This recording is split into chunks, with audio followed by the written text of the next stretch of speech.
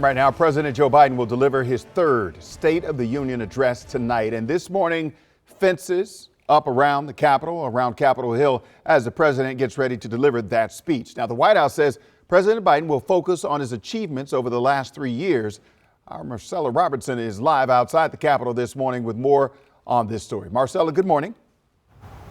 Hey, Wisdom, good morning. Well, this, as you mentioned, will be the third State of the Union address for President Biden as he addresses a joint session of Congress tonight starting at 9 o'clock. The White House says this is going to be a wide-ranging speech covering a number of topics and really focusing on some of the accomplishments that President Biden has been able to put into progress here over the last couple of years or so, and then building on what he would like to see and build on those accomplishments over the next couple of years. Obviously laying out certainly his agenda for his campaign as we are just months away from the next presidential election. Now, I want to go into some of those topics that really focus on the economy, according to a White House spokesperson. Also focusing on health care, a big topic, a major concern for a lot of Americans, from the opioid crisis to mental health to reproductive rights, specifically abortion access and what the future holds for IVF. And then, of course, lowering the cost of health care for Americans. Take a listen. He will talk about whose side he is on and his plan to improve the lives of all Americans. That includes lowering costs for Americans and giving people more breathing room, lowering health care premiums and taking on Big Pharma to lower the cost of prescription drugs. All right, Marcella, a State of the Union speech often looks different when we are in an election year. What can we expect to see tonight when it comes to the president's likely opponent in this year's election?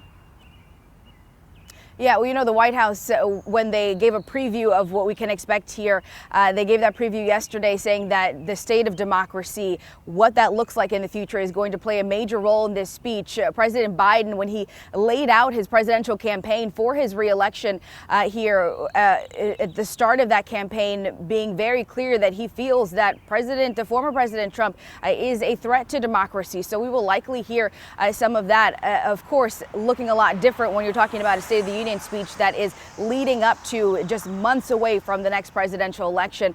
Also important to note here that the new House Speaker, Mike Johnson, will be greeting the president tonight. The two obviously have not seen eye to eye on a number of topics. We'll get into that a little bit later.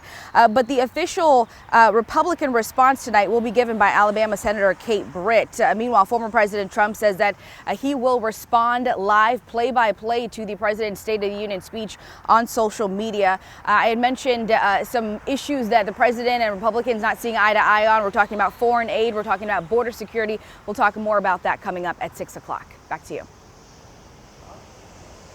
And we will also have a lot of road closures going in place, so plan ahead if you are driving near the Capitol today. It's going to be messy with wet roads and a lot of roadways closing down. So the first set of closures go in place at 6:30 this morning. Only 3 roads are closing down. That's going to be Pennsylvania Avenue in between 1st Street and 3rd Street, Maryland Avenue on the other side of the Capitol between 1st Street and 3rd Street, and then we will have a portion of 1st Street closing down between Constitution and Independence Avenue. And then a lot more roads are going to close down at 5:30 tonight. That will include major stretches of Constitution and Independence Avenue. And then we're going to have a third and final round of closures that will start at 7 p.m. For a full list of closures and what areas you need to avoid, head on over to our website, WSA9.com.